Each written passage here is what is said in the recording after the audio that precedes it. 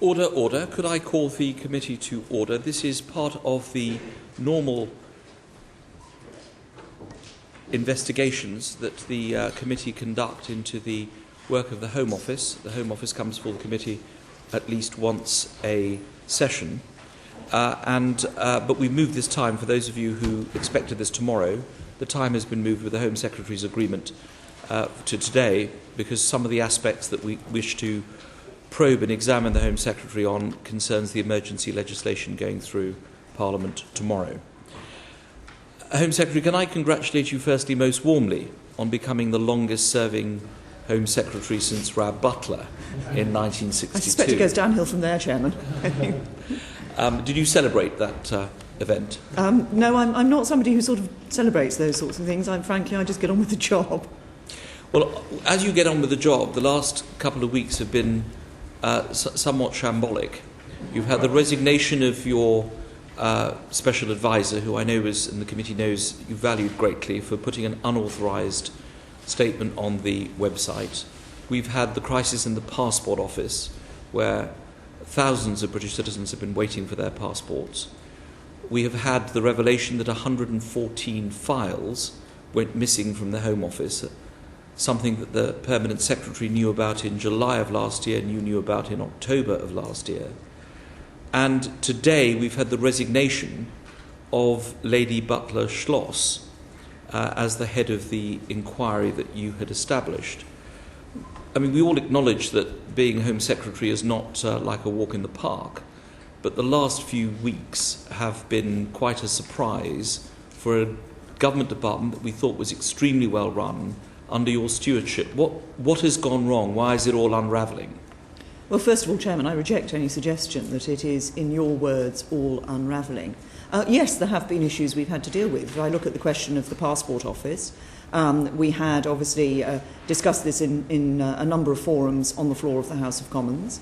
The number of applications for passports this year has been significantly higher than we have seen at any time for the last 12 years. Passport Office has now had well over 4 million applications for passports, and the number of applications in June was the highest month in the last 12 years.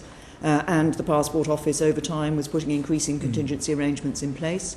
Those contingency arrangements have continued and continue to kick in terms of their effectiveness. And obviously we watch what is happening at the Passport Office. And as you will know from the statement I made to the House, we put a number of extra measures in place to ensure particularly that those individuals who had an urgent need to travel and whose passport was not being dealt with in appropriate timescales were able to have an upgrade of their dealing with it for free. We'll come on to the detail of the Passport Office later. That was being dealt with. This was an issue that had arisen over a period of time, and it was dealt with properly as it should have been. Indeed. In relation to the other issues you mentioned, 114 files, you may come on to that question of the reviews and so forth in more detail later. That was, of course, something that was uncovered as a result of the review that the Permanent Secretary very rightly put in place last year and reported to him last year. Well, I'm very sorry that Baroness Elizabeth Butler Schloss has resigned from the position of chairman of the inquiry that was taking place, the review panel that was taking place into the whole question of how the state and other institutions protects children, has done historically, and whether what lessons we need to learn from that. I recognise there's been a lot of suggestion and innuendo around in relation to Baroness Butler Schloss. I reject entirely any suggestion that she wasn't the right person to do this, but she has to do the job. She has taken the decision herself. I'm disappointed. I continue to consider her to be somebody of impeccable integrity. Yes. Can I first of all agree with you on that? I think all on this committee regard Baroness Butler Schloss as being a person of the highest integrity. There's no question of that. But we were only given her name last week, just before Mr. Sedwell gave evidence. And I said to Mr. Sedwell, was it wise to appoint someone who is a member of Parliament into an inquiry that may well result in issues to do with Westminster being the subject matter of that inquiry? Who did you consult before you appointed Lady Butler Schloss to this very important job? Well, obviously a number of discussions were held about the appropriateness of Baroness Elizabeth Butler Schloss to head this inquiry. I myself believe that it was not only her integrity, her experience as a High Court judge, as President of the Family Division, but also as the individual who oversaw the Cleveland child sex abuse inquiry as well. So therefore bringing a historic expertise of a historic issue into the inquiry that I felt was absolutely appropriate for her to be appointed to this role. But what is surprising is that if you'd asked anybody the question about appointing Lady Butler-Schloss, the first thing that they would have said was that she was a member of this House, when this House is, of course, under scrutiny, even though she was a crossbencher. Secondly, that her brother was the Attorney General at the time when some of these allegations were being considered. And thirdly, no government minister went onto television to defend the appointment that you had made over the last week. I think the only person up before the cameras was her nephew, who is an actor and has claimed to fame was that he appeared in a very famous sitcom in the 1990s. I didn't see you going forward to defend your choice of someone who you regard as being such an important person in order to run this inquiry. Nobody seemed to come forward to defend her. The Home Office was very clear in the statements that were made, that were put out, that we absolutely defended Baroness Butler-Schloss's appointment. Of course we did. I put the name forward and made the appointment for her, and I continue to believe that she would have done an excellent job given her experience, her expertise and her absolute integrity. And you say, Chairman, that anybody would have said that she was a member of Parliament, as being a member of the House of Lords, and you question the appointment of somebody as a member of one of the houses of this Parliament to chair this inquiry panel, because, as you say, it could be that there were individuals formerly within this House, indeed names have been raised in the press. But I have to say to you, Chairman, that names of people potentially in a number of areas of activity, or the suggestion that a number of areas of activity in public life might be involved. We've already seen some of the historic issues that are related to individuals who are, to use the term, celebrities. And there are other questions that have been raised about the involvement of people. So it isn't the case that there is somewhere, somehow, a category of person who is in such a category that potentially But look how careful you were last year when you were offered a report that contained the names of senior politicians. You declined to even read that report. You said you wanted nothing to do with that report. In the case of yourself and probity, you decided to turn your face away from it. Yet you appointed someone who had strong connections to the British establishment, obviously, as a former High Court judge, related to a former Attorney General, who was a Conservative Party politician, and someone whose whole record would have been looked at very carefully in respect of these matters. Do you not regret making that appointment? Or at the very least, do you not think that you should have had the panel of experts appointed with the chairman or chairperson at the same time that appointment was made? I do not regret the decision I made. I continue to believe that Elizabeth Butler-Schloss would have done an excellent job as chairman of this inquiry. She herself, I think it's a mark of the woman, actually, that she herself has come to this decision. I respect it. I'm disappointed, but I respect it. She's been clear in the statement that she's made that she was concerned about the willingness of victims to look with confidence on the inquiry because of some of the suggestions that had been made, and has come to her own decision. But she has shown better judgment, has she not, than the government? This is the due diligence that you and your officials should have carried out. You shouldn't leave it to someone of the stature of Lady Butler-Schloss to say, I can't stay on, MPs are attacking me, so therefore I have to go. This is a matter of judgment. This is what you should have done. Chairman, discussions were held. Of course, consideration was given to the name of Elizabeth Butler-Schloss and to the appropriateness of her as an individual to chair this inquiry. I continue to believe that it is absolutely right that Elizabeth Butler-Schloss is a woman of impeccable integrity, and I believe that her expertise and experience would have been valuable in leading this inquiry. That is the position which I continue to hold. She has taken her own decision that she doesn't feel it right for her to continue. As I said, I respect that decision. I'm disappointed because I think she would have done an excellent job. When do you think we will have the new name?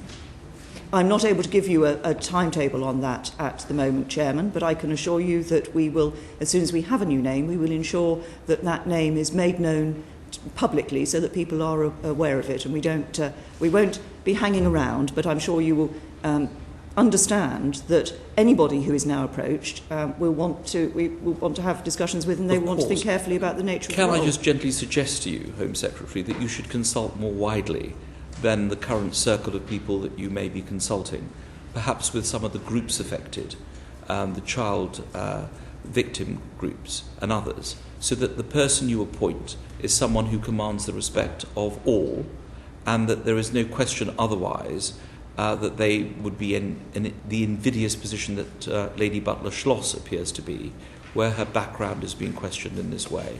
So perhaps the widest possible, rather like on Levinson, where the Prime Minister went out of his way to consult with Parliament and other party leaders. This should go beyond party politics, I'm sure you agree. So a wider degree of consultation may be wise. I would want to ensure that, of course, the individual who leads this inquiry, and they will, as you yourself have indicated, Chairman, they will be supported by a panel, but I think it's appropriate that the panel is appointed in consultation with the Chairman, rather than being a fait accompli presented to the Chairman. You don't think the panel might elect a Chairman to let you off the impossible task of choosing someone who has the virtue of Mother Theresa, because anyone appointed is going to be subjected to a great deal of scrutiny?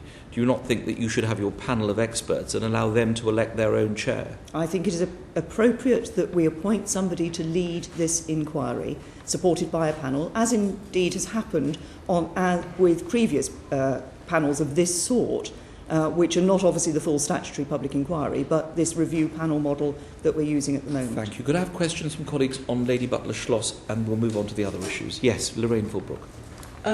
Chairman, it's more specific about the two inquiries, if you don't mind. We'll come on to that. Anything about Lady Butler Schloss? Yes, Ian Austin, and then... Well, it's now clear that we've got the child abuse inquiry has no chair, it's got no terms of reference, and it doesn't seem to me to have any agreed purpose. How can the public have any confidence in this process? Well, first of all, I've indicated about the membership of the panel that I think it's appropriate that that is discussed with the Chairman. I think it's also appropriate on an inquiry of this sort that the terms of reference are discussed with the Chairman. That is normal practice, and that is the practice that we will be following. And, of course, when we have a Chairman appointed, we will be discussing the terms of reference.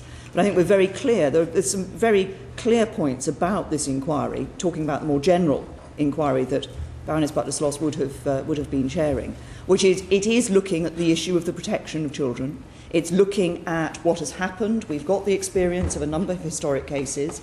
We've had a number of reports and reviews into, for example, hospitals in relation to Jimmy Savile. There are other reports and reviews as well. They will look at documentary evidence. They will have the power to be able to call witnesses. They will look at those historic cases, say what went wrong. They will look at today and see, is this something that could continue today? Is there more that we need to do today in order to protect children? If I may, just this other point, because I think this is important. It is not an inquiry which is looking into individual allegations or allegations against specific individuals. If there is an allegation of abuse against an individual who it is alleged is a perpetrator, that should go to the police. That will not be for this inquiry panel. Okay, so just to be clear, the purpose of this is to focus on lessons that should be learned. It's not a sort of investigating tribunal. No, it's focusing on lessons that should be learned, which is what both I and the Prime Minister made clear last week when it was announced. Okay. Sorry, one final question. Will it be looking at the situation in relation to the barring register? Because as I understand it, there's been a 75% drop in the last 3 years of convicted sex offenders being barred from working with children, even though reported child sex abuse is up, not down. So can you guarantee that none of those people will be working anywhere, even supervised, with access to children? Well, the reason that the figures have changed in relation to the disclosure and barring scheme, which has taken over from the previous vetting scheme that was in place, was because it was considered that it was better to focus on people who were working with children. There were certain categories of individuals who were not working directly with children, who previously would have been included in the automatic barring regime. As to whether or not that regime is looked at by the panel, it will be for the panel to consider whether that is part of the issue that they need to look at in looking at today's protection of children. We'll come on to the other inquiries second. We're just on Lady Butler Schloss, and then we will move on. Mr. Ellis first. Thank you, Mr. Chairman. So as far as the Lady Butler Schloss issue is concerned, that inquiry, that panel inquiry, is about institutions and about aspects of the British system, such as the judiciary or the church or institutions like that. And that's going to be different from the Wanless review, which is about following up the missing files and things. Can we just establish there's a difference between these two, and because they're being conflated in some quarters? And am I right about that, first of all? Yes, you're absolutely right about that. And it is the case that, and I've seen some comments attributed to people where they do appear to be mixing these two. There is a review which is about lessons learnt and the protection of children. There is a review which is looking into work that was done in the Home Office, which resulted from this question of whether Geoffrey Dickens had passed information to a previous Home Secretary and whether that had been properly dealt with, or whether in sense that had been in some sense covered up. And there was a review on that, but we're now having a further review to make sure that everything that was done by the Home Office was done absolutely appropriately. And Lady Butler Schloss has stepped down very, very early in the proceedings, so no terms of reference have deliberately been calculated yet because you want to discuss those with whoever the chairman is. But do you anticipate a difficulty in finding a replacement in as much as it's been suggested that a peer might not be suitable because of the connection to Parliament, but it's also been suggested elsewhere that a judge might not be suitable because part of the establishment. Potentially, I suspect there are others in leading figures in the establishment who might not be suitable either. So how long do you think it will take to find someone who is going to accept this responsibility? Well, I can't put an absolute timetable on it. I'm sure we will be able to do so within what I would call a reasonable space of time, so that there can be absolutely no doubt for people who will chair this. Thank you. But I think the point that you make, that obviously there are people who are saying that all sorts of categories of people should not be involved in this. What I think matters is the integrity of the individual concerned and their ability to lead this panel and to do so and do the job that we all want it to do. Thank you. David Winnick and then Nicola Blackwood. I have no reason whatsoever to question the integrity of Lady Butler Schloss. I'm sure she's given distinguished service in the courts and inquiries. But would you have appointed her Home Secretary if you had known what has emerged later, that her late brother tried to persuade Geoffrey Dickens not to use parliamentary privilege to name someone who he considered, and apparently was the position, that the person concerned was a paedophile? Well, a number of issues have obviously been raised in respect of the late Michael Havers. Of course, there was absolutely no doubt that Elizabeth Butler Schloss was Michael Havers' sister, and that was well known. And indeed, a number of issues around Michael Havers had been raised publicly in the past. What I look at particularly, and will look at, is making sure that the chairman of this panel is somebody of absolute integrity who will be able to conduct an inquiry on which will be doing what we all want it to do, which is to say what went wrong, what should we learn, what more do we need to do. With respect, you haven't quite answered the question. Were you aware, unless of course it's inaccurate, that Michael Havers, as Attorney General, tried to persuade Mr. Dickens not to raise the issue of the person concerned, name him in the chamber? Were you aware of that particular incident? Well, that is an issue that has recently been surfaced, if I can put it in that sense. Of course, I was aware of, as I say, Baroness Butler Schloss's relationship with Michael Havers as Attorney General. But what was important, in my mind, was the integrity of the individual. And I believe that the experience that Elizabeth Butler Schloss had and her personal integrity was such. We all accept this. We're all great fans of Elizabeth Butler-Sloss's integrity. That's not a question. What Mr. Winnick has put to you twice is, did you know of this specific incident involving Mr. Dickens and Sir Michael Havers? Did you know about that? Not that she's a great woman with great integrity. We all think she is. Did you know about that incident before you appointed her? It's just a yes or no, I think. This is an issue that has been raised in the last few days and has been surfaced in the last few days as far as I'm concerned. Do we take that to be a no? Or I think I've answered the question the way I wish to answer it, Chairman. My last question, Home Secretary, because it is a serious issue, obviously, even though Lady Butler-Sloss has resigned, and we respect her decision in so doing. But if she had been a judge trying a case where it appeared that her late brother had been involved along the lines that I've mentioned, wouldn't it be the case that a judge in those circumstances would have immediately resigned, whatever it is yes. the appropriate expression, from the case? There are, of course, certain protocols in place in relation to members of the judiciary when they are trying cases.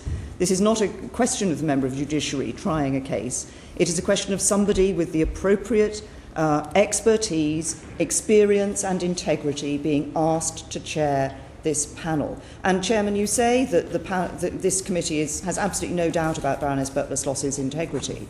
But what I'm trying to get at is that the issue, she herself has felt that she should resign from this position. I respect that. I am disappointed by it, because as I've made clear to the committee, I continue to believe that she was a person who would have led this panel well and would have been able to do so in a way that I think would have commanded confidence from people in terms of coming out, looking at the issues that everybody wanted to see. It is not her integrity that is at issue today.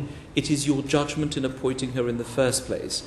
She is not sitting before us. You are. So it's quite right that Parliament should ask a Home Secretary what due diligence was carried out, what knowledge did the Home Secretary have about past histories before you appointed someone to head the inquiry. Nobody is questioning her integrity. It's your judgment we're questioning. But it is exactly my point, Chairman, is that my judgment was about her integrity.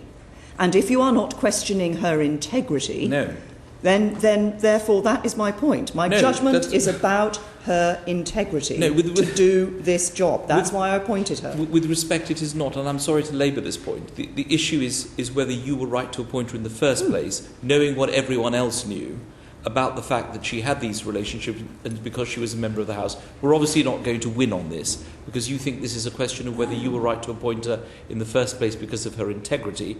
Her integrity is out there. We all have great respect for her. It's your judgment and not doing the due diligence that has led to the resignation of someone of great integrity today. But my point, Chairman, is very simple. That in appointing somebody, you look at that individual and their ability to do the job.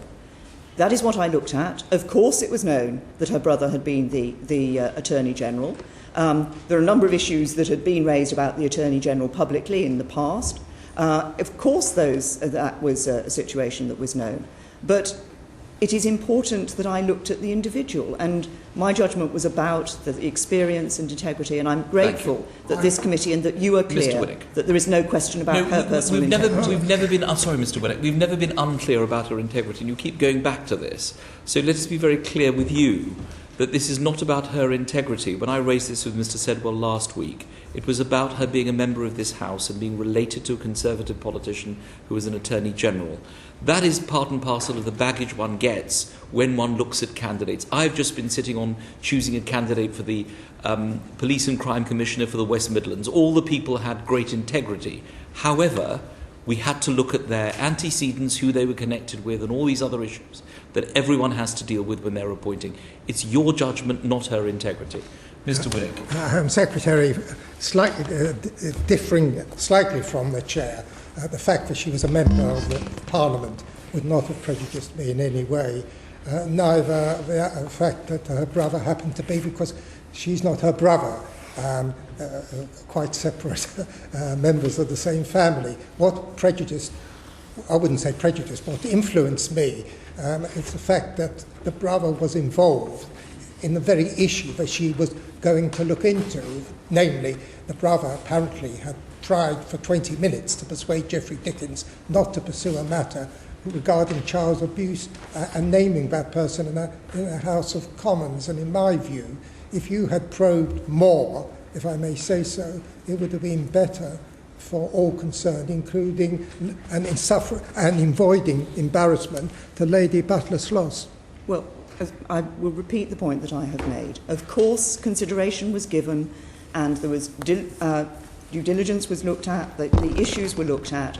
At the end of the day, I judged that her experience and integrity was such that she would do, I believe, a very good job, an excellent job in chairing this panel, and I continue to believe that she would have done, had she felt able to continue, that she would have done an excellent job. Thank you. We understand that. Nicola Blackwood. Thank you, Mr. Chairman.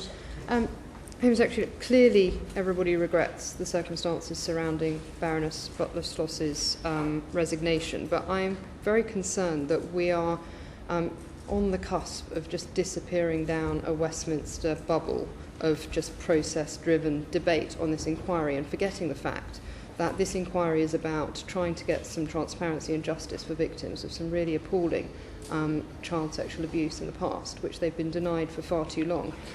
You've already said that you can't give us a date for when you're going to appoint the chair of this inquiry, but there'll be many victims who are waiting to hear when the inquiry will start, what it's going to be about, and to find out what it will mean for them. So can I ask you why you wouldn't consider announcing the whole panel at the same time, maybe after consultation with the chair, because then at least it would speed up the process a little bit, and also then you would have a more broadly based team to announce who might perhaps come from different sectors and might reassure victims that their concerns will be more fairly heard. I will certainly give some consideration to the proposal that you make, and I can see that there is an argument for trying to announce the whole team and therefore show that there is a breadth of experience there that will take part in this panel. That would, of course, slightly delay the announcement, in that I think, as I've indicated, I would think it right to talk to the chairman once they've been appointed about the membership of the panel. So there would be a slight further delay in announcing.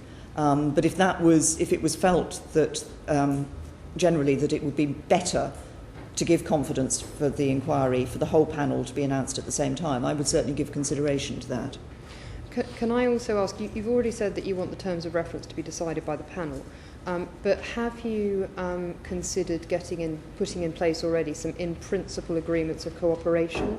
Already you've said that sort of all government papers will be released, but I wonder if that how far that stretches back, whether that includes current papers and so on between different departments, and how quickly those would be released on request, whether those agreements have been put in place, whether agreements about police cooperation and between different forces have perhaps been approached, and also, the crucial one, which is transparency of local government between the different local authorities, because that could take some time to put in place once the panel gets going. And if some of that work could start now, that might actually shortcut some of the problems they would have once they started.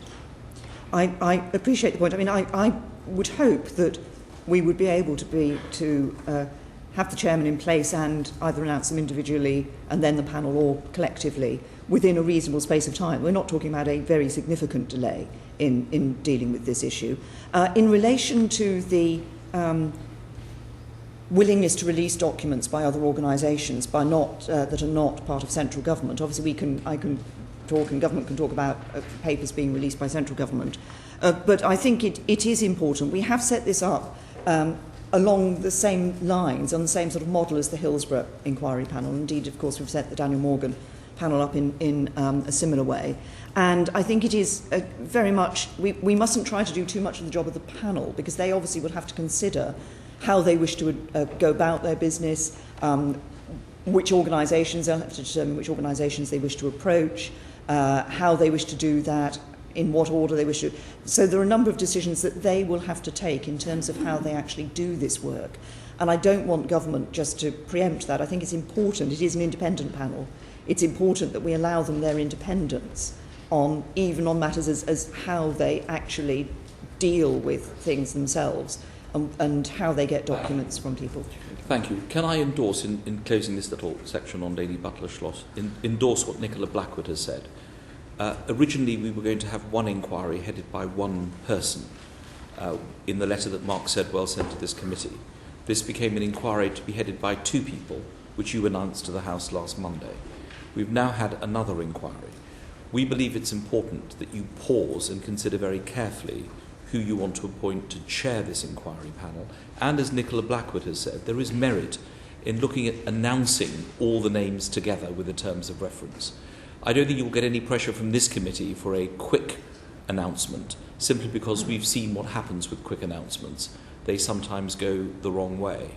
So I do hope that you will consider carefully what has been said by the committee on the personnel issue regarding this inquiry, and rather than hastily appoint someone else, to take time to consult and to appoint others. I know you will say your appointment of Lady Butler Schloss was not hasty, but we just feel too much is happening very, very quickly without proper due diligence. So perhaps you could bear that in mind. I'm sure that you will have other voices in your ear, but I think this represents the voice of this committee. Can I go on to the Wanless Whittam inquiry? We had some very interesting evidence from Mark Sedwell last week that he discovered that there were 114 files that were missing as part of the original inquiry, which was set up by him, headed by an unnamed person, because he said that the name was secret.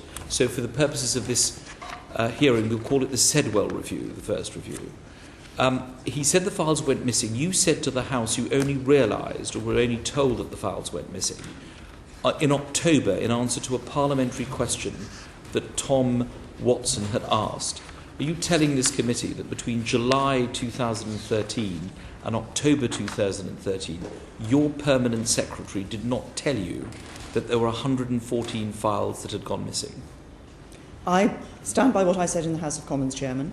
And I think, you've made the point, you referred to this point earlier.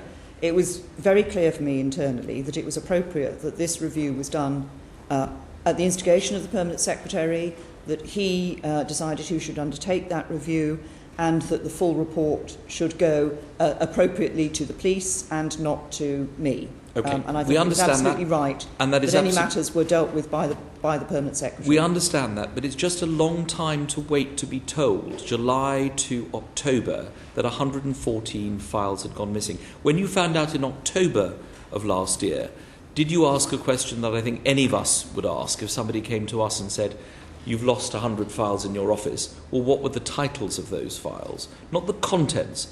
I absolutely understand why you didn't want to read the contents. But did you ask the question, what were the titles of those files? Just as I do not think it was appropriate for me to be involved in the review that was taking place, I think it is appropriate now for me to leave the Permanent Secretary and, of course, now Richard Whittam and Mr. Wanless to undertake the review of the work that was done. So I have not seen the titles of the files, no, and I do not intend to see the titles of the files, so that nobody thinks that I, in any sense, are trying to interfere with what is happening in relation to this review. Right. I think that is important. Of course, because we understand. What surprised me, in particular, was the fact that you said you didn't want to even read the report because you had heard that it contained the names of Conservative politicians. Now, in the past... What I said was that there had been, obviously, there were suggestions around in relation to the names of Conservative politicians. It was at the instigation of information that was put into the Home Office by a Conservative politician. Sure. And there were certain suggestions being made about that other politicians were involved. And that's why I felt it was not appropriate for me to be involved in the review. Your precise words is, I did not see the full report for very good reason. The matters that lay behind the report were allegations that senior members of Parliament, and in particular senior Conservative members of Parliament, may have been involved in those activities. It is possible, is it not, for you to see a report on process without seeing any names. I'm just referring to the number of times we've written to the Home Office to ask for reports, and you've written back to us redacting confidential names. Isn't it strange that the Home Secretary, in charge of this very, very important department, we understand why you may not have wanted to see names, but was not interested in the processes contained in those reports, not even interested how those files went missing? Well, you didn't even ask for a redacted report. Well, Chairman, I think I have always taken the view in relation to this matter that what is important is that everybody is able to have confidence that the work that was being done with absolute propriety, and that there was no suggestion of any interference which could have led to any suggestion that somehow information was being kept back because of the implications it might have in a political context. That's why I don't think it was right for me to be involved in the review, or indeed to be questioning the review in the sense that you are refer to. I think the Permanent Secretary did absolutely the right thing last year. It was made clear in Parliament. It was made absolutely clear that that review had taken place. Now, the questions have been raised, and it is absolutely right that there is a further review taking place. Now, I did, of course, in this one, get involved to the extent of saying that I thought it was appropriate that, as well as the senior legal figure, who Mark Sedwill was clear would be leading the inquiry, that there should be somebody overseeing it who had a confidence of those people who are victims and those people who are concerned about what might have been going on. And that's why I suggested that Peter Wanless be asked to... So that was your choice, Peter Wanless? Yes. Yes. Lorraine Fulbrook and then Michael Ellis. Home Secretary, on the Wanless-Whitton review that has been commissioned to look at the work commissioned by the Permanent Secretary, Mark Sedwill, is it not the case that it's also looking at the work of whether the police and prosecutors handled the information correctly? Yes, that's absolutely right. It will go slightly further than the original review. So the original review just looked at how the Home Office handled matters, but there are two ways in which this review has been extended. The first is that it will look at whether the police and prosecutors handled matters appropriately. And of course, because the prosecutors come under the remit of the Attorney General, yes, in matters relating to them, it will report to him as well as to me. And then secondly, it will also look at the work that the Home Office did earlier this year, to look at the suggestions that have been made that the Home Office had in the past made grants to the Paedophile Information Exchange. There had been some questions raised about that organisation, about its relationship with government, and a review was done about that as well. That has been, a report has been published, but this new review will look to see that that was done properly too. Yes, absolutely. Thank you. Thank you. We'll come back to the PIA in a minute, Mr. Austin. Mr. Ellis. Thank you. On the files, Home Secretary, these 114 files, I raised this issue with the Permanent Secretary of the Home Office when he came before this committee last week. I raised the issue of the file titles, which he's addressed in his letter, which the Chairman's referred to, and you've spoken about.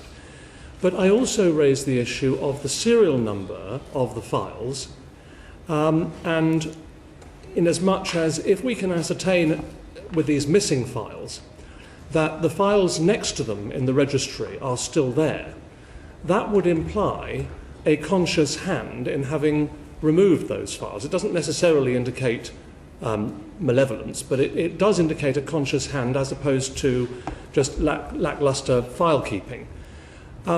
He's been silent as to his answer on that point in his letter, and I wondered whether you have any clarification for us. There's 114 child abuse-related files missing.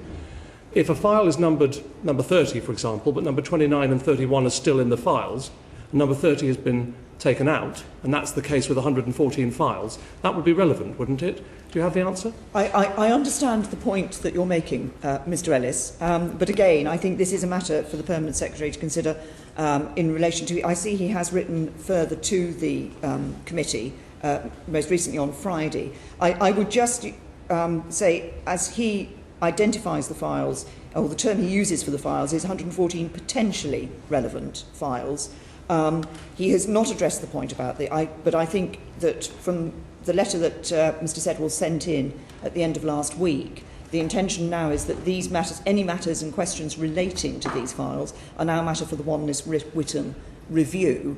Information, of course, subsequently will be made available because they will be reporting on there, but I think it's appropriate for them to look at these matters And so Understood. it is now for that review to look at the handling of these files and potentially to identify the sort of points that you're raising. And will the Wanless review also look at the issue of copies of those files that might have been made by the security services?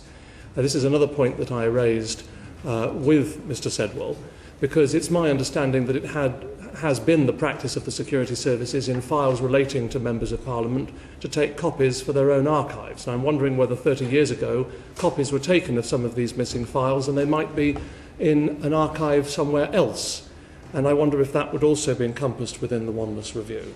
I was looking for a phrase that I think did appear, but I can't see in the letter. But I mean, the intention is that the review that is taking place, the Wanless-Whittam review, will look to see that the original work was done properly, but also, of course, will look to see if there are avenues that should be pursued that were not pursued as potential ways of finding access to these files.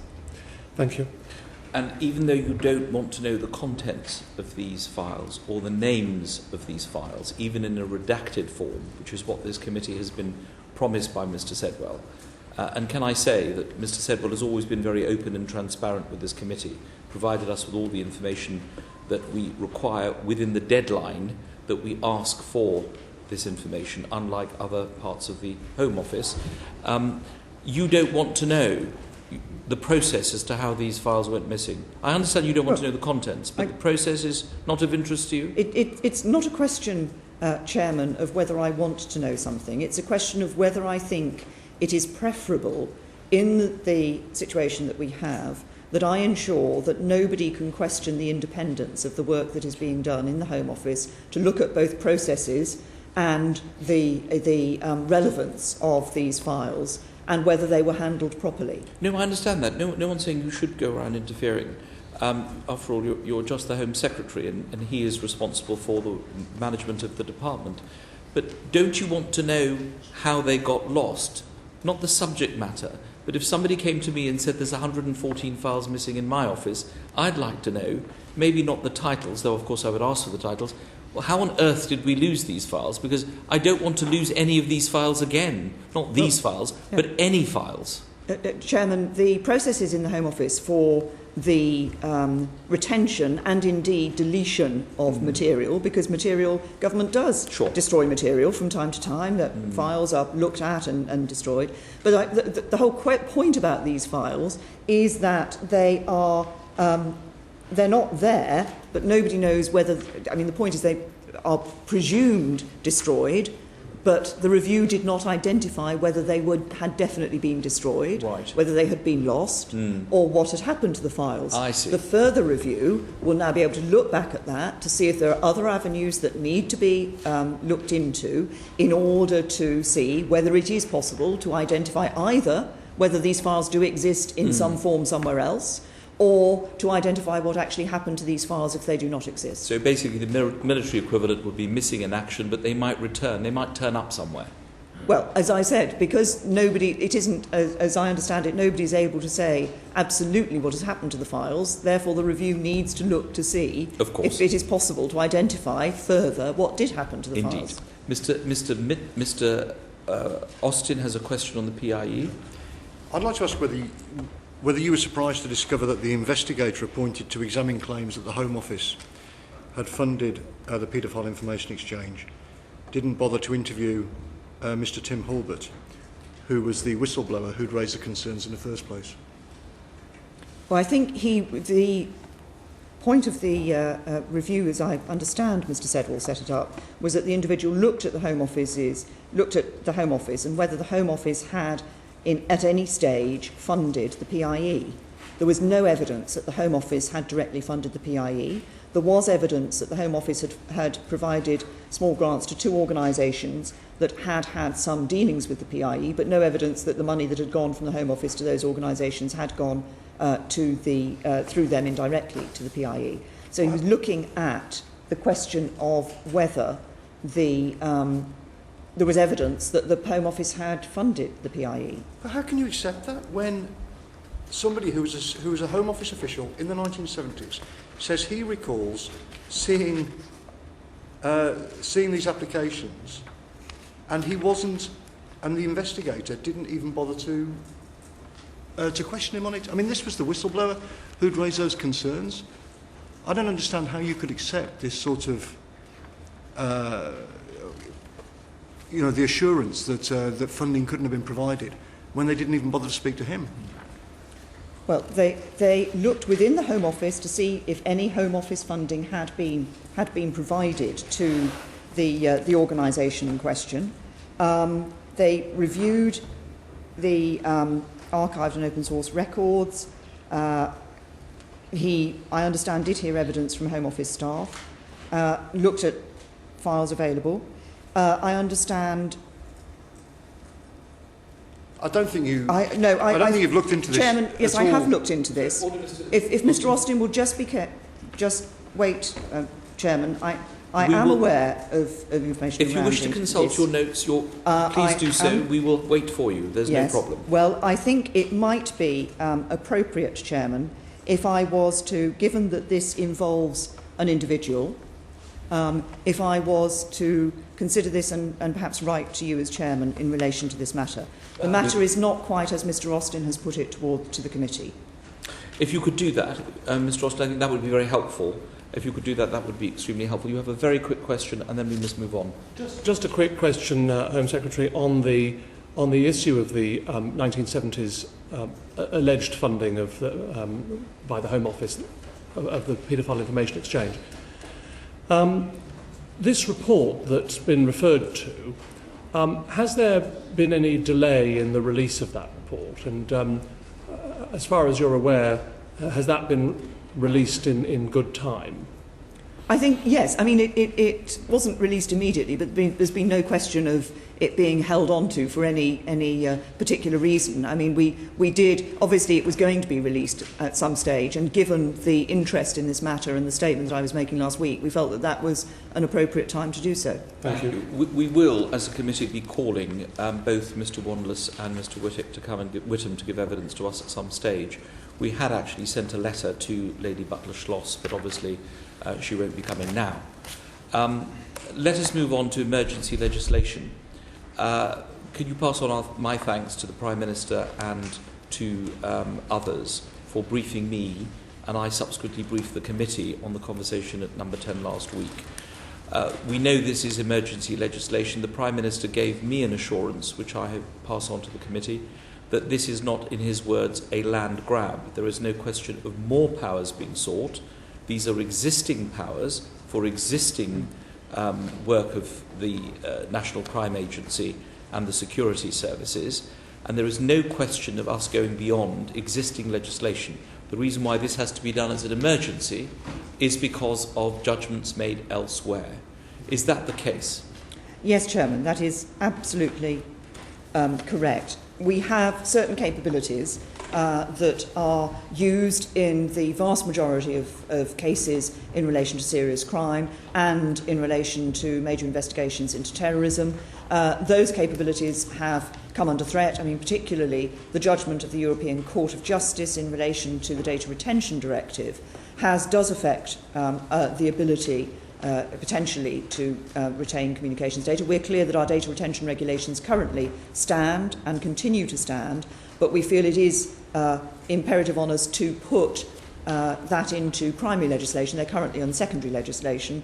We'll be putting that into primary legislation through this bill. And the other capabilities in relation to lawful intercept, it is the case that it has always been regarded that RIPA, or from government circles certainly, that RIPA had an ability to operate extraterritorially, i.e. to serve a warrant on a provider that was overseas, and that there was a wide range of providers came under the definition in RIPA. This has been questioned, and we feel it's appropriate to therefore put that beyond doubt in terms of legislating. But these are powers and capabilities that exist today, that are used today. Yes. It is not about extending those into any new remit. The committee supports what the government is doing in respect of a review of RIPA. We have suggested this in so many reports that we produced that it's not fit for purpose. It really does need to be looked at again. Now, you are setting up a Privacy and Civil Liberties Oversight Board. I assume that Lady Butler Schloss is not going to be one of the candidates to sit on this board. Have you thought of names to put on this new board? Lord Carlisle? The intention is that this will be building on the work that is currently done by David Anderson as the independent reviewer, who took over, of course, from Lord Carlisle as the independent reviewer of terrorism legislation. So do we have names, basically? Obviously, it is important for us to discuss with David Anderson, as it is his work that it will be building on, so how this should be taken forward. Sure. And names will be announced once the structure of the board and the names will be announced in due course. So you have David Anderson. This committee is also on record as saying he needs more resources, because I think he has a desk in an office somewhere where he does his work as the on counter-terrorism. We've said this in the past. So he will take the lead and the board will assist him. Will you be clearing names with David Anderson, or will you be making your own appointments, and presumably they will include civil liberty organisations? I don't want you to name names today, but the types of organisations that you anticipate might be sitting on this board. I don't intend to name any names about any body or anybody who might be involved in this. It is right that we are should be able to discuss that with David Anderson properly to ensure that we get from his experience and expertise of the current role that he plays, we make sure that we get this right in future. But the intention is that there is a body that would advise the government on the, if you like, the balance, the appropriateness of legislation that is in place, and advise the government on privacy and civil liberties concerns, as well as looking at the capabilities and requirements. Thank you. Dr. Julian Hubbard. Thank you very much, Chair. Home Secretary, I think from our previous discussions over the Communications Data Bill, you know where I come from on many of these things, and I'm very pleased that's not what's at issue here. I have a number of questions. They're mostly, I hope, factual questions, which are just establish some of the basis because time is quite short. Can I firstly pick up on the Chair's question about the no new powers things? I think that is quite important. The wording of the legislation is very complex. And while I totally accept that the intention is not to have new powers, if you do find at some point that there were new powers which had been brought in, if somebody brought a warrant that couldn't have been brought previously, would you be prepared to ensure that you would inform this committee at least, so that we knew that something had somehow gone wrong? Well, one of the issues that was raised during the when I made my statement on this matter last Thursday, one of the questions that was raised, in fact, by the Shadow Home Secretary, was a question of perhaps looking at the operation of this Act once it's an Act, and having regular reports about the operation of this Act. And that is obviously an issue that has been raised. But it is absolutely the case. The legislation is often quite complex in its language, but it is absolutely the case that this is about taking what powers we have at the moment and putting them into the primary legislation, plus some secondary legislation as well, to back that up, but having the core in the primary legislation to make absolutely clear the position. So if you were later to discover that somehow that had been misdrafted, I'm not suggesting it has been, you'd be prepared to tell us that somehow that had been done incorrectly? Well, what I'm saying, Dr. Hubbard, is that I think one of the questions is if that were to be the case, and I certainly do not believe that will prove to be the case, but of course the whole question of how our legislation operates is subject to a number of various arrangements at the moment in terms of oversight. One is, of course, the general oversight of the current reviewer of terrorism legislation. Then you've got the ISC, but then crucially the commissioners' roles, who are looking at a very practical way at how warrants are being served, and will therefore be looking at how those warrants are being served against this new legislation. And I think they will have heard what the intention is. Just one very last specific question on this particular issue. It's been suggested that in some way this is trying to authorise some things that were revealed by Snowden. Would this legislation have any change in powers over non-US undersea cable companies? I know there are those who are trying to suggest that this takes us forward in some sense and addresses issues that have been revealed. It genuinely is about ensuring that the powers and capabilities that are there currently are able to continue, given the importance of those powers and capabilities. And CD has been used I think it's in something like 95% of cases handled by the Crown Prosecution Service dealing with serious crime. This is not just about looking into things, it's actually about prosecuting criminals. So it is certainly not intended to do anything other than ensure that the powers that currently exist in relation to communications, data retention, and in relation to lawful intercept continue. Thank you. The reviewers will have heard that. Can I then move on to issues about the timescale? Why is it happening now and in such a rush? It seems there are two halves to the bill. There's clauses 1 and 2, which respond to the Data Retention Directive being struck down, and there's 3, 4 and 5, which respond to other aspects. So perhaps we could take those separately. I can't see why they're linked otherwise. You said earlier that the data, your view is the data retention regulations currently still stand in this country. I think you said that earlier. I've been questioning on this, I think, since the 8th of April. Why, in that case, is this needed, in your view? Well, because we've had a judgment from the European Court of Justice. We spent some time considering whether and how we needed to respond to that judgment from the ECJ. Of course, that judgment, our data retention regulations, we believe, do still stand, but of course they were drafted in relation to the Data Retention Directive. So given the ECJ judgment, we feel it's appropriate and it's right to put into the primary legislation and backed up by secondary legislation the current position. So we put it beyond doubt, and I think that's important, so that if there can't be legal questions about the operation of those against the background of the decision taken by the ECJ. I think we want to make sure we have absolute legal clarity. Why could that not be done in September? Because I think it is important that we put this in place as soon as possible before we have the possibility of legal question in relation to the issues that are before us.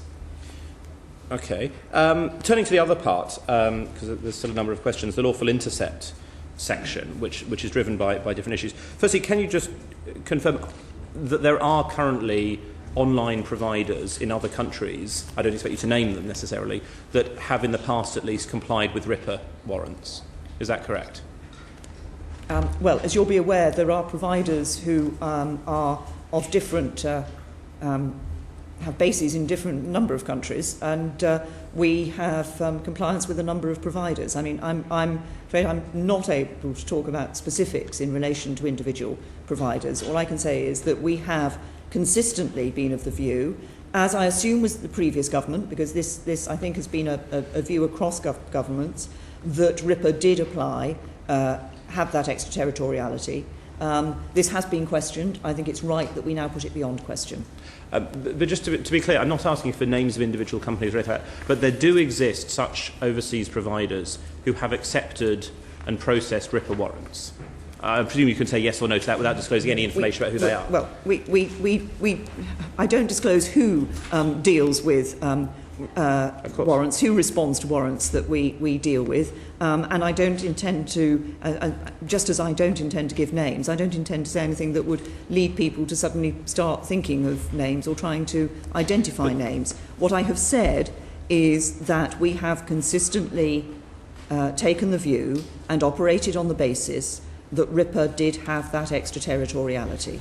But I think this is quite a key issue, actually, because if the position is that there are no new powers, it depends whether those powers were being exercised before. And if there were 0 organisations that accepted these before, then this does look like a new power. I had understood that it wasn't 0, it was some number larger than 0. And I'm surprised you don't feel that you feel that saying it was not 0 might tell people who they are. I'm not asking what the companies are, I'm not asking under what circumstance, I'm not interested in any of that. Have any overseas companies ever complied with a RIPA request? Surely the answer is either yes or no. Well, Chairman and Dr. Huppert, I mean, first of all, I would argue that if the very fact of whether or not the power exists is not based on whether or not individual companies in certain circumstances have accepted that the power exists. What we are doing is making sure that it is put beyond doubt that power exists, and a number of companies of a variety of types have complied with voluntary requests that have been made under RIPA in the past, and we have always taken the view that it had that extraterritoriality. So they have taken that view in the past. And again, what is the time pressure? Why could this not be done in September? Well, because it is questions have been raised about whether or not the extraterritoriality is there in the current legislation, and rather than be faced with the prospect of a legal situation arising where we find that we no longer have that capability, I think it is absolutely right that we take the action to make sure that we do have that beyond doubt in our legislation. So what I don't want is a situation where we reach a cliff edge, Dr. Huppert, where suddenly somebody challenges our legislation and we find that we're not able to access the capability that we need. A couple of other areas which hopefully would be more brief than some of these. The ruling from the court. How certain are you that what is being proposed is compatible with what the court has said? Well, we have looked, obviously, we took time to look very carefully at what the ECJ said, and there are a number of areas in relation to the ECJ judgment where we are making changes which we believe will satisfy that ECJ judgment. I think it is fair to say, Chairman, that in fact the situation that we had here in the UK, the arrangements and the legislative framework we had here in the UK was stronger in any case in a number of the issues that the ECJ was concerned about than others.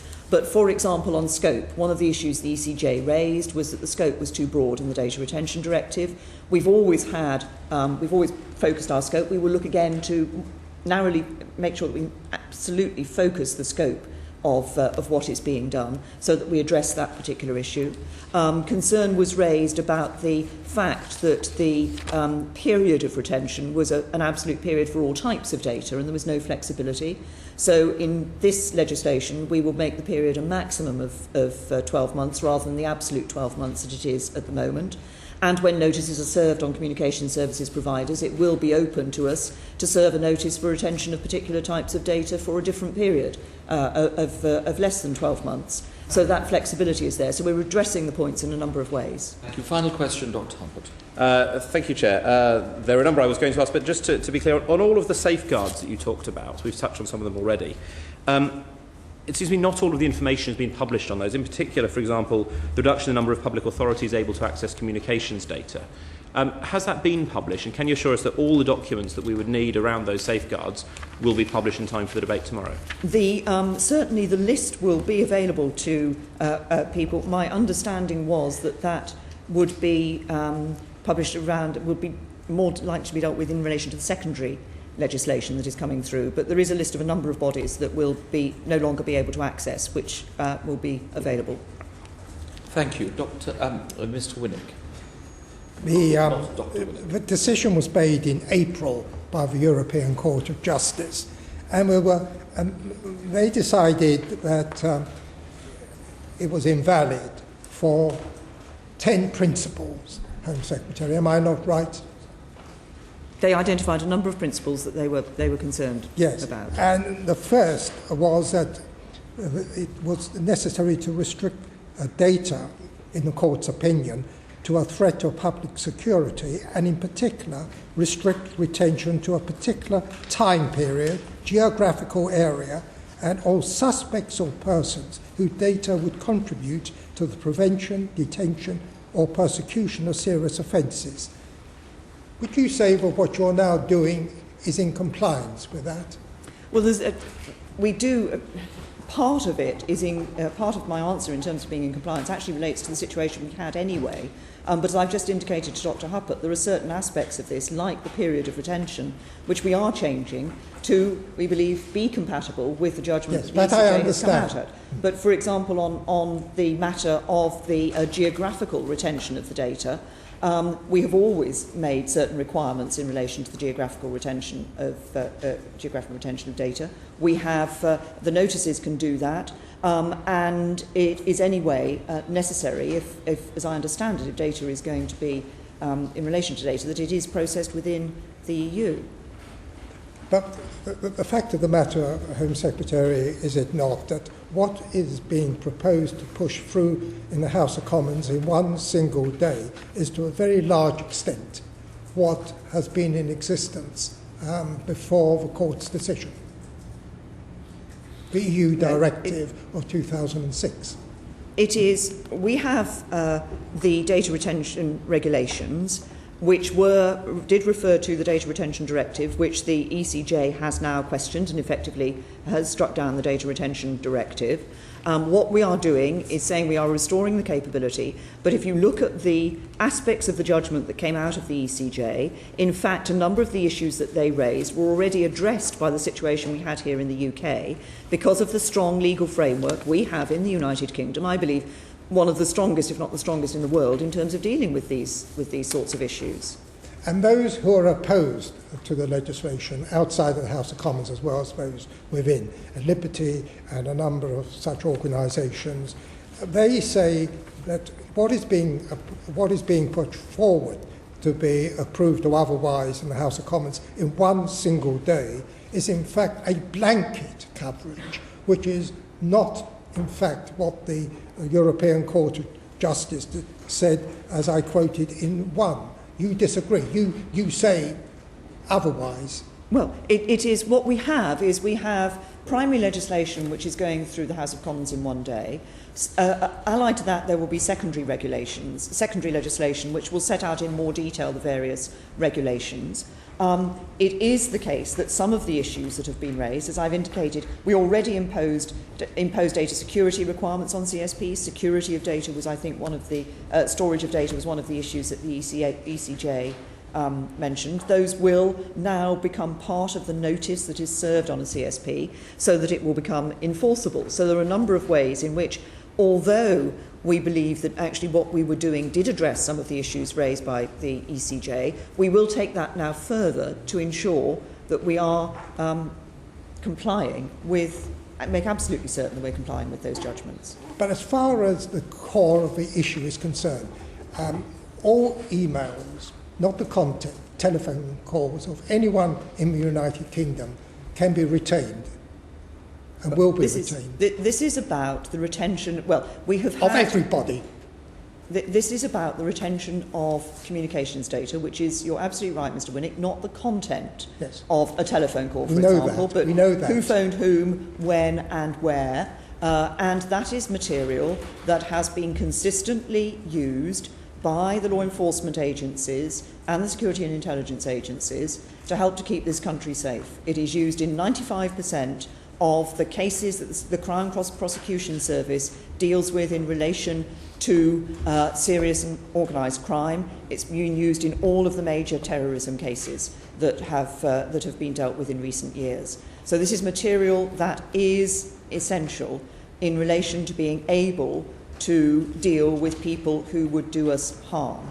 But what is the difference in that sort of argument? But it's all for public safety. No one should feel concerned unless they've done something wrong. With the argument that was put forward in previous years that there should be 90 days pre-charge detention or 42 days or identity cards. The argument that you just put forward, is it not, Home Secretary, along the same lines? No one need worry, it's all for public safety, and those who are opposed don't know what they're talking about. Well, with due respect, Mr. Winnick, I was one of those who opposed 90-day pre-charge detention. Indeed, this government changed pre-charge detention period from the 28 days introduced by the last government down to 14 days. I came before this committee and gave evidence on why we were doing that. In all of these matters, the issue of the capabilities and powers that are needed and the regulatory framework within which they are operated, it is necessary for governments to come to a balanced judgment on what is necessary and what is appropriate, looking at the issues, yes, of privacy and liberty, but also at the issues of security. On the issue of the pre-charge detention period, I think you and I were actually very much in the same space in objecting to the 90-day period of pre-charge detention. On the issue of whether or not communications data should be retained in order to enable us to catch criminals and paedophiles and terrorists, I suspect from your question we may be in a different space. We don't want too much agreement with Mr. Winnick. The argument I used about 90 days and 42 days and identity cards is the argument that was put forward at the time along the lines that I've already quoted. And you're doing precisely the same to justify what in effect is a blanket coverage, quite separate from what the European Court decided. But every can I put this to you, Secretary? You said it's not the content of emails or mobile phones. We know that. Fortunately, we haven't reached that stage. Who knows what might happen in the future. But it is a fact that the mobile phones and emails can be and probably will be retained of everyone in this country. Is that not the position? What we are talking about is the ability of the law enforcement agencies and security intelligence agencies, as they have been able to in the past, to be able to look at mobile telephony data, at that communications data of who was talking to whom when, which is important in terms of their investigations and in terms of prosecutions of people who are criminals and paedophiles and terrorists. It is not a power that is used in a blanket way to look at everybody's information. It is used with very carefully controlled access arrangements to ensure that any request is necessary and proportionate to the investigation that is taking place. If that is so, Home Secretary, shouldn't that be more clearly defined in the legislation? The very opposite is the case at the moment. So would you consider looking at the criticisms which have been made in the very short time available and recognise the anxiety and amend the bill accordingly? Well, I would suggest to you, Mr. Winnick, that the committee, the Joint Scrutiny Committee that looked at the proposal to extend the powers in relation to communications data, which we're not doing currently, looked at the process of access to communications data and found, I don't have the direct quote immediately to hand, but found that it was an appropriate and proper mechanism in place, and indeed supported that mechanism. Thank you. My last question, if I may, Chair, my last question. Wouldn't it have been far better if the decision was taken in April by the European Court of Justice? Wouldn't it have been far better if Parliament had had an opportunity of looking at the legislation in the usual way? This hasn't happened. I mean, we've had the opportunity today of meeting, of asking you questions, but pre-scrutiny legislation has not occurred on what is a fundamental principle of civil liberties. Well, Mr. Winnick, what I would say to you is this, that this is legislation which is ensuring that we maintain a capability which was previously in the data retention, obviously the Data Retention Directive, Data Retention Regulations, and in relation to lawful intercept in RIPA, the RIPA Act of 2000. These are all matters that have had, in the past, consideration in the House of Commons and been given proper and considerable consideration. We are now saying we wish to ensure that we put on into primary legislation absolute clarity in relation to these matters so that we don't risk losing those capabilities. That's very helpful. Can I just say to colleagues, the Home Secretary does have to be away and we have another area to touch on, so as quickly as we can. First of all, Michael Ellis, then Ian Austin, Lorraine Fulbrook and Nicola Blackwood. Thank you. Mr. Chairman, Home Secretary, hasn't Sir Bernard Hogan-Howe, the Commissioner of the Metropolitan Police, spoken about this sort of data being a matter of life and death? And I understand that CEOPS, the Child Online Protection Service head, has also spoken of its absolute necessity in terms of fighting online paedophile behaviour. Is it your position, effectively, that this is something that really isn't changing the law as it has already existed for over a decade?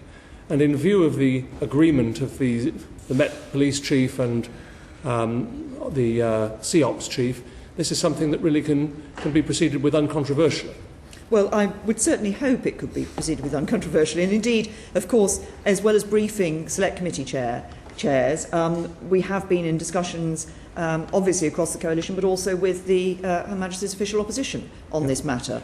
And the Shadow Home Secretary indicated support last week. And it is the case that Sir Bernard Hogan-Howe has talked in those terms about the access to communications data.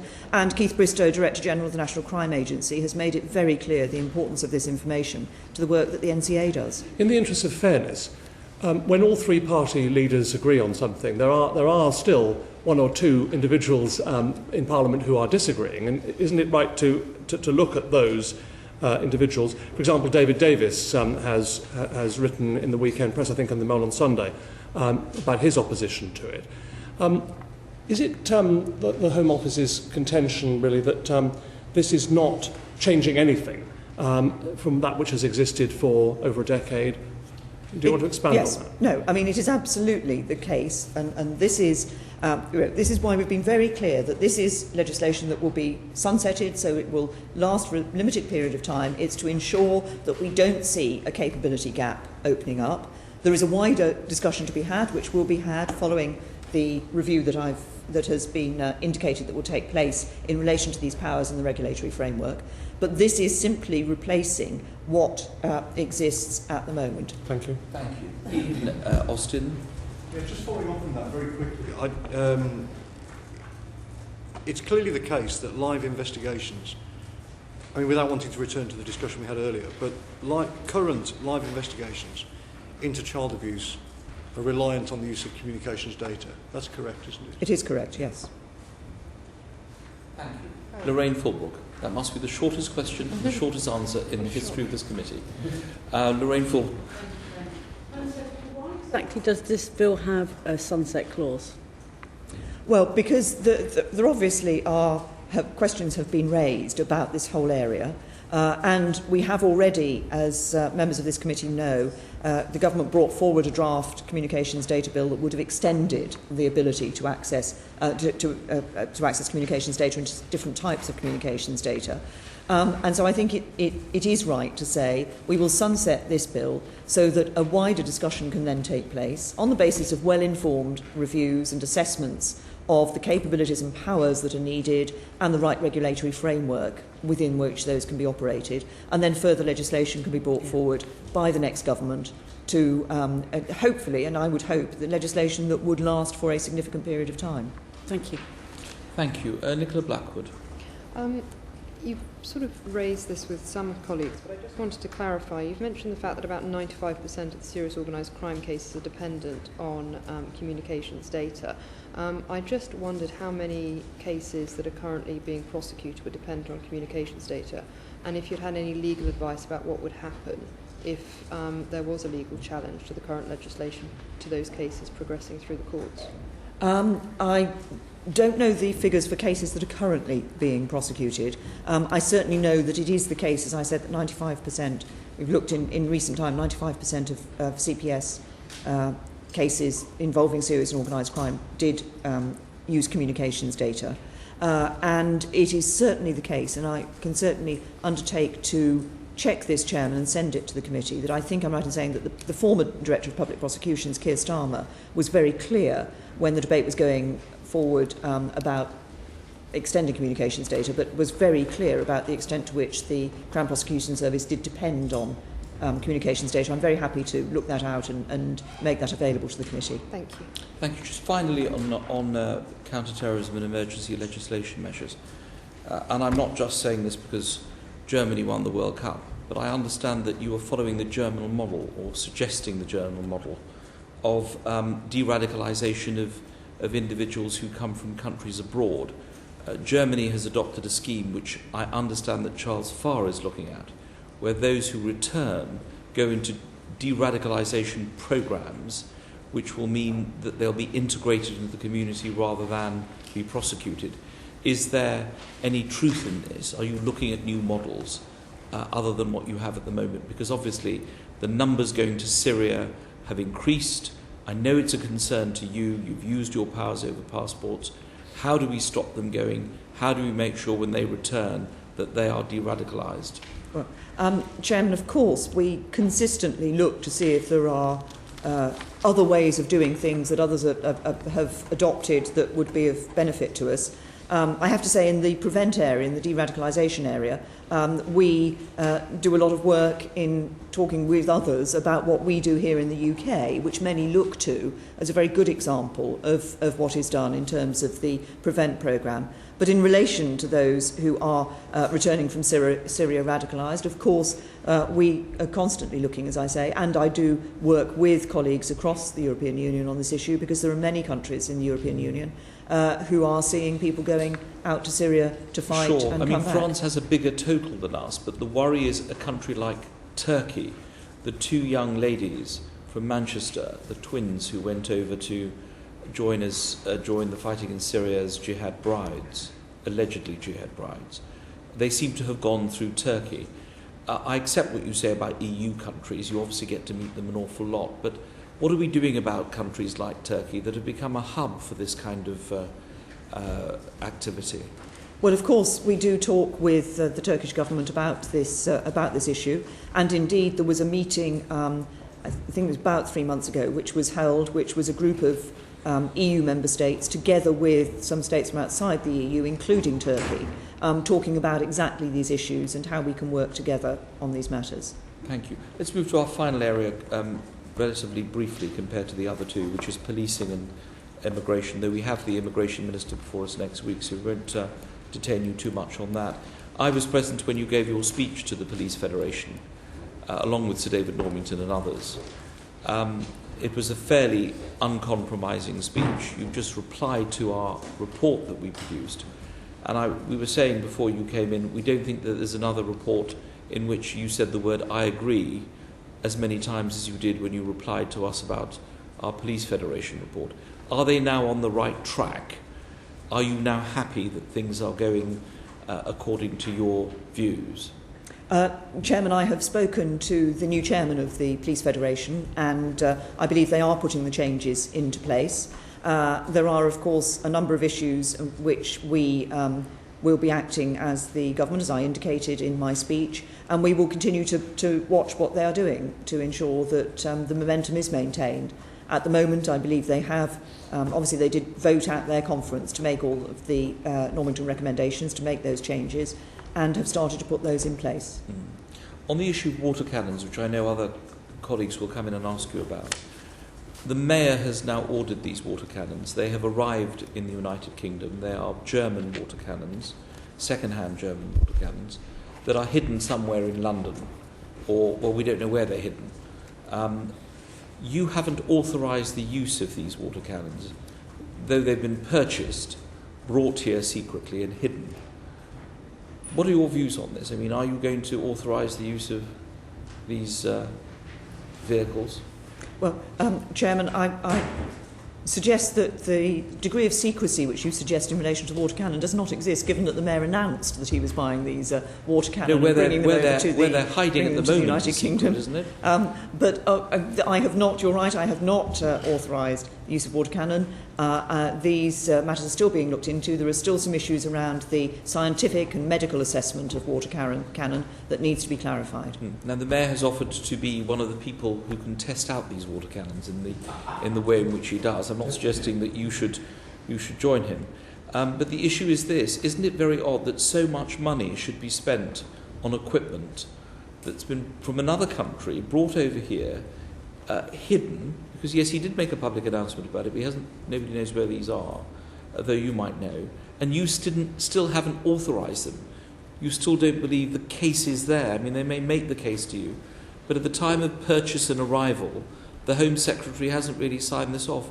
Would it have been better for them to have waited for you?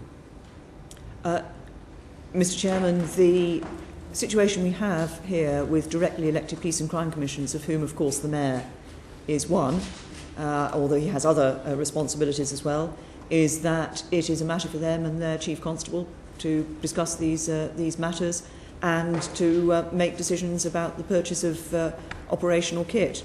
That is not a matter for the Home Secretary. The Home Secretary's task is in relation to whether or not certain items of kit should be authorised, but it's entirely up to the individual forces as to whether they wish to purchase certain items or not. So what you're telling us is they can buy what they want, but at the end of the day, the buck stops with you. You will decide whether they're going to be authorised for use and nobody else. I will decide whether they will be authorised for use. It will then be up to each individual police force to decide whether they wish to avail themselves, if that authorisation is positive, to avail themselves of it. And we've seen that in relation to, for example, tasers, where the take-up of tasers was different across police forces, despite the fact that they had been authorised. Well, you couldn't be clearer than that, Home Secretary. Julian Hubbard. Thank you, Chair. Just briefly on this, there's something else I'd like to ask about. But on Waterstones, I've had some very interesting conversations with current and former police officers who are experienced in public order, who have often been very concerned about whether water cannon would be that useful, highlighting in particular that with 3 vehicles, probably only one of them could be used once you allow for recharging and refilling. That would only allow them to protect one corner of a building. And I had one who said that it would actually put him in a worse tactical position than he was without it. Will you be looking to views from police officers such as those? We will certainly be looking to, there are a number of operational questions that are being raised because I think it is important. There are differing views among police officers as to the value of them. Obviously, water cannon have been used by the PSNI in Northern Ireland, have been used in Northern Ireland for a number of years. But obviously there are certain operational situations in which they are less useful than others. I have lots more questions about the legislation, but I think we're running out of time, so I think you have to go, so we'll have to discuss that tomorrow. Can I ask another data-related question? There was a report that recently came out from the Health and Social Care Information Centre, which found that over the last few years, the Home Office made more than 12,500 requests for records to the NHS's National Back Office for immigration purposes, I understand it. What are the safeguards when the Home Office wants to go through the NHS records? Well, there are, obviously the Home Office looks to use information as far as possible across government in dealing with immigration cases. And we have been, as Dr. Huppert may know, as I think he was very close to the Immigration Act as it was going through, there are a number of aspects in relation to health where we have been working with the Department of Health to ensure that we are better able to deal with the situation of people who come here and are accessing health without the right to do so, or should be paying for their access to health without the right to do so. But I can assure you that when the Home Office requests information, then if it is not right for that information to be given to the Home Office, then other departments will not do so. Because I understand there was the records were released under the Data Protection Act exemption for serious crime. Are you saying that there were 12,500 allegations of serious crime in this case? Well, I think you've answered your own question. If they were released under a derogation that relates to serious crime, then by definition they must have been cases that people thought came under the definition of serious crime. So we can expect 12,500 prosecutions to be launched shortly, or how can we be certain that there was genuinely a serious crime here and not an effort to use NHS data for what may be seen as inappropriate purposes? Well,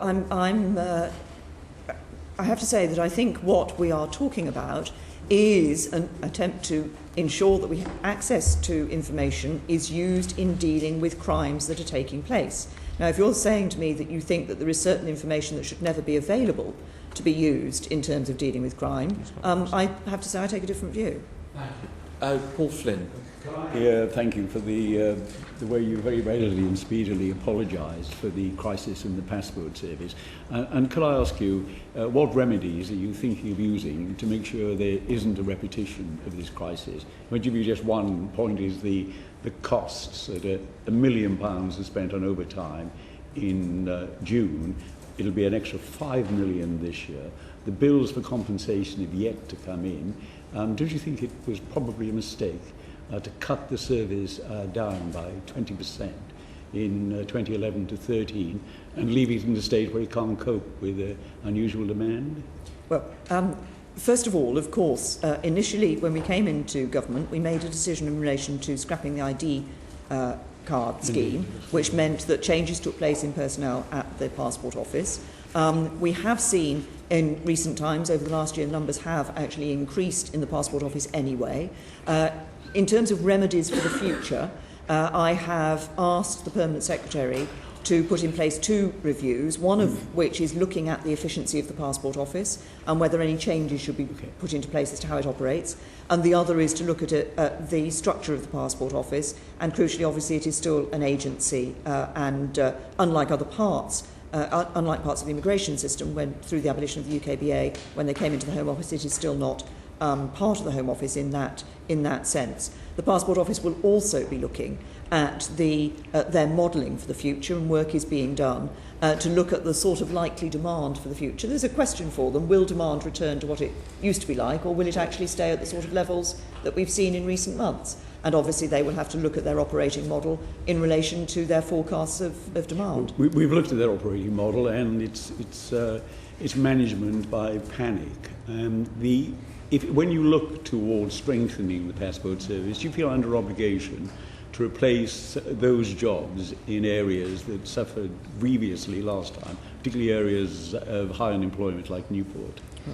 First of all, I would say that it is not management by panic. It is, but what we need to look at for the future is to make sure that we have got the question of the forecasting model right, so that predictions of demand are better made. This year, demand was significantly higher than it was forecast to be. That's why they've had to put a number of measures in place to deal with it. So for the future going ahead, they need to look at the forecast of demand and making sure that their forecasting model is the right one, and then look at what is needed in order to be able to ensure that they can provide the service that is required against the level of that demand. The forecasting model for this month showed a sharp decline, but the actual number of applications showed almost a vertical line up. I mean, it couldn't be worse. I don't want to suggest that you're entirely responsible, but this is a crisis that was made under your watch, or under the watch of this government.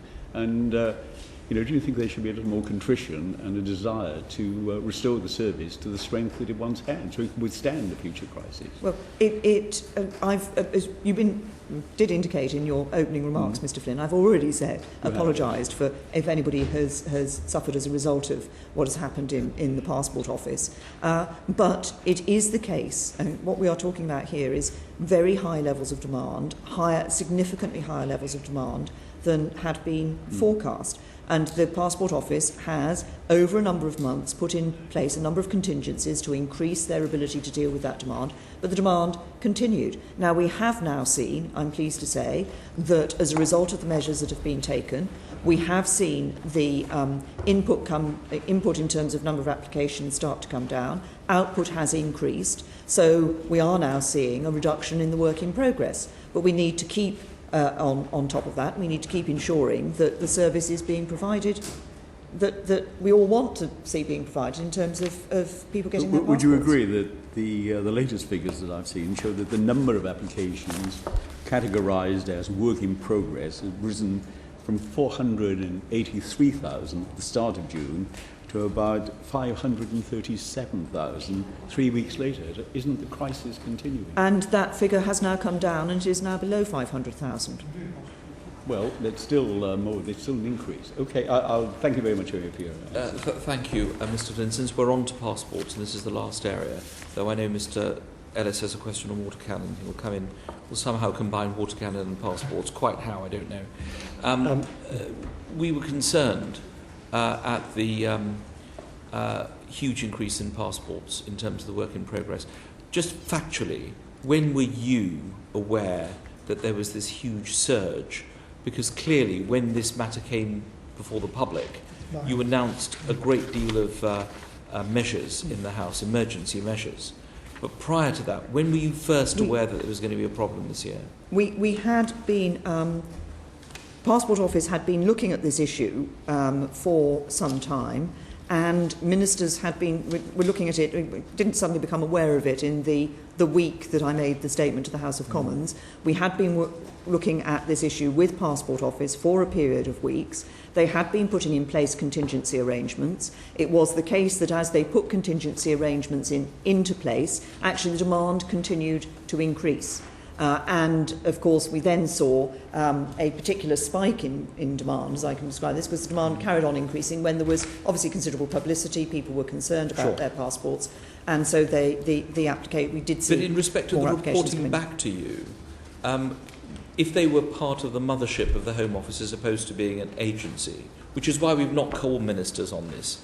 The committee has called the head of the Passport Office. That's what he's paid to do. It's an agency. You don't run it. You don't have operational control. I know you've initiated some more work by Mr. Sedwell on whether it should be part of the Home Office.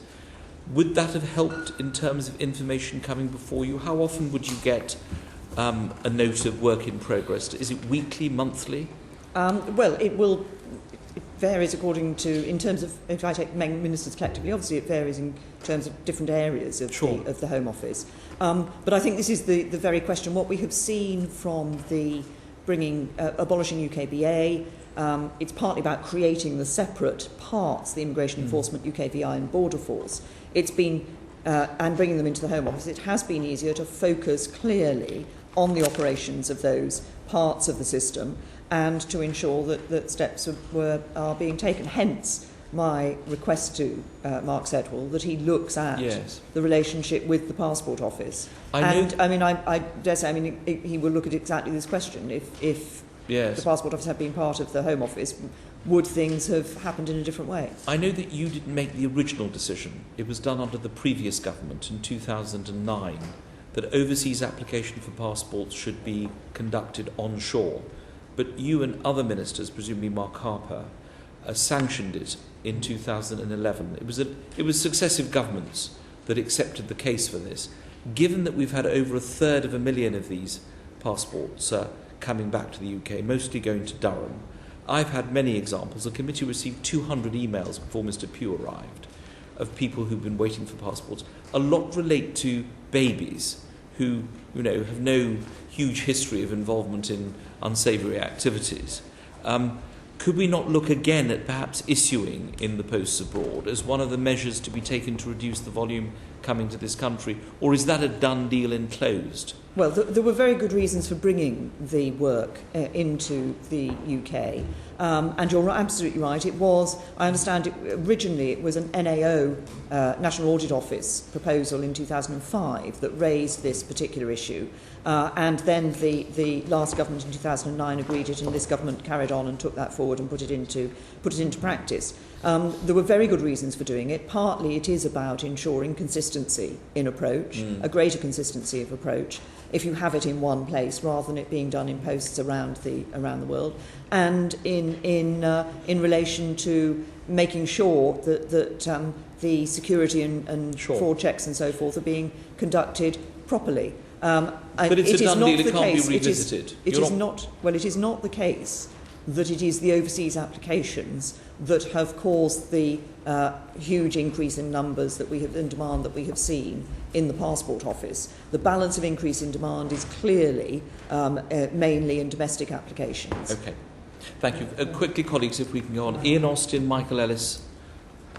I'm not persuaded of that, because 54% of the total additional demand this year is foreign applications, and over the last 2 months 84% of the additional demand is foreign applicants.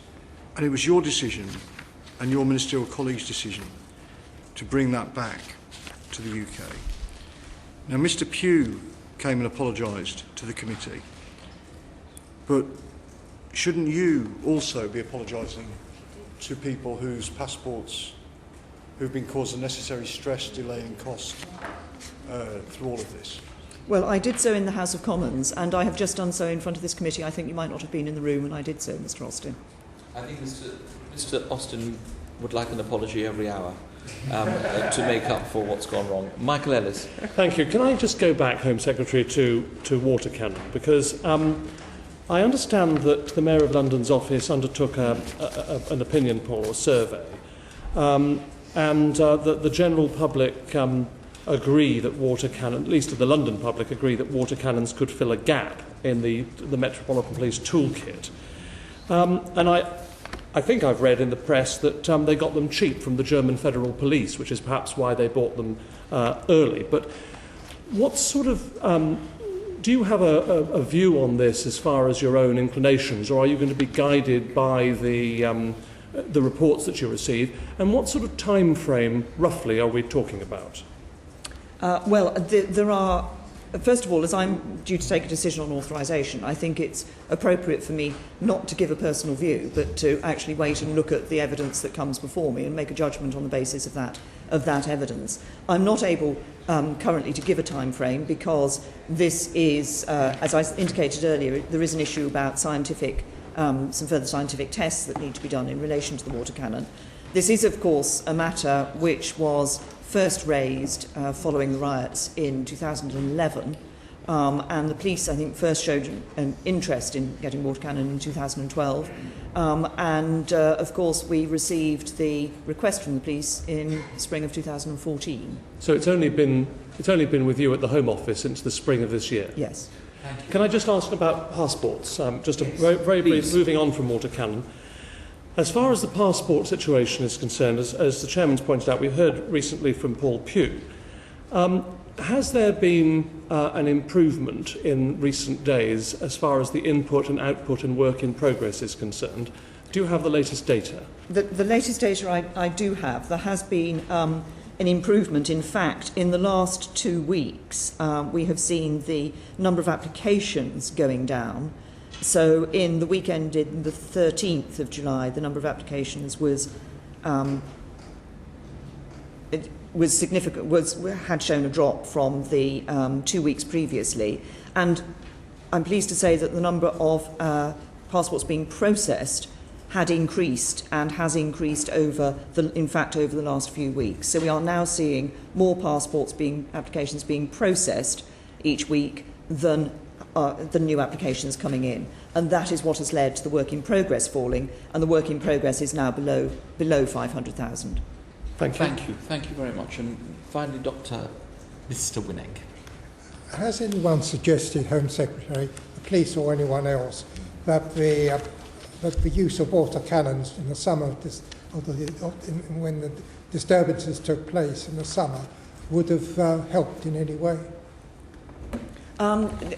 You're referring to the riots that took place in August 2011? Yes. Yes. There was a report which was done by HMIC following the riots, in which they raised the issue of the use of water cannon, but I don't have the report in front of me. I think the point was made that they are not relevant in every circumstance. So in certain, the general view is that water cannon are capable of being used where you have a standoff situation, but not where you have the rapid movement of small groups of people. In your own assessment as Home Secretary, obviously you took the closest interest, first and foremost as the Minister responsible for security in such matters within the Cabinet. Was it your view that water cannons would have helped in any way?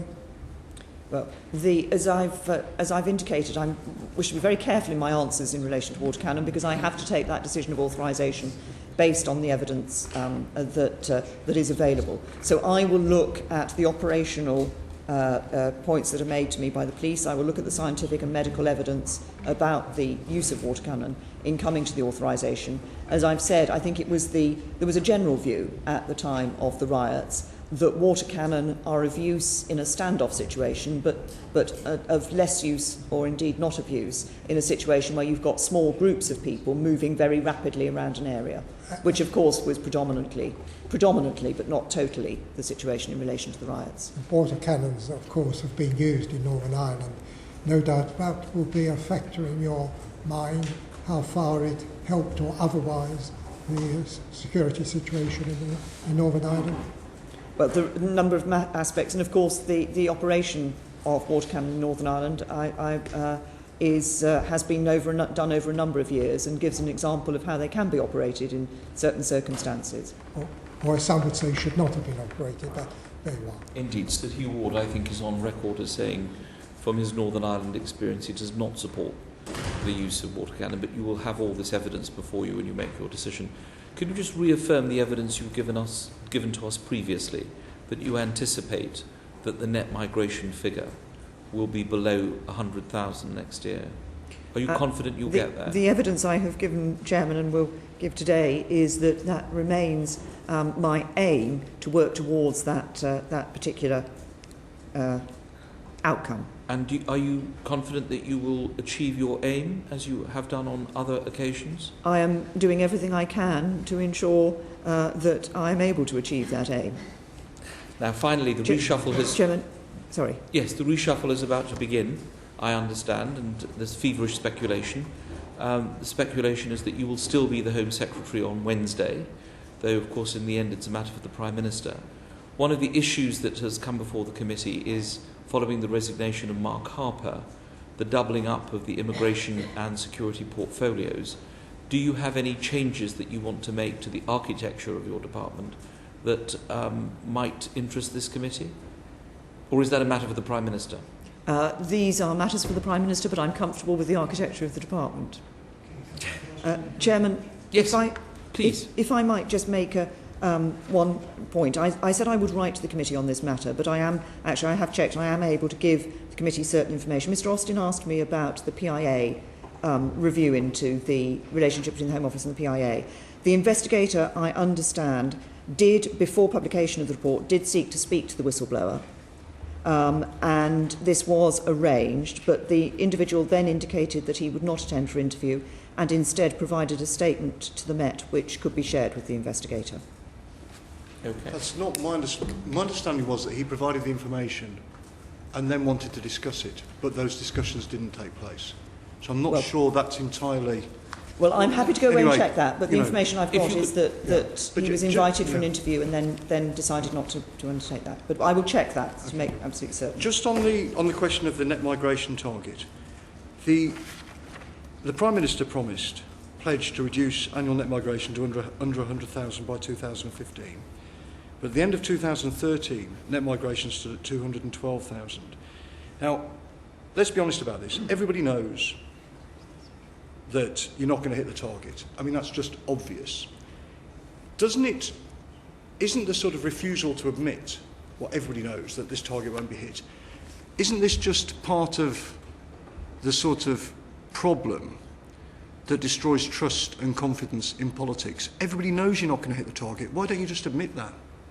Well, I have to say, Chairman, that I think that what restores trust, helps to restore trust in politics, is when people see a government that has said that we are going to do something about the high levels of immigration into this country and then goes ahead and does it.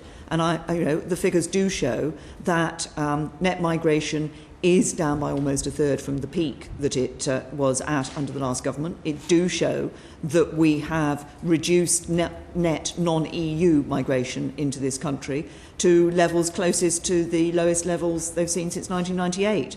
We are dealing with those aspects of the immigration system. Against all of those where we've been able to make changes, we are seeing an impact from those changes, and I think that's what people will see. Let me put it another way. Sorry, Mr. Austin. What would you do if by 2015 you didn't hit the target?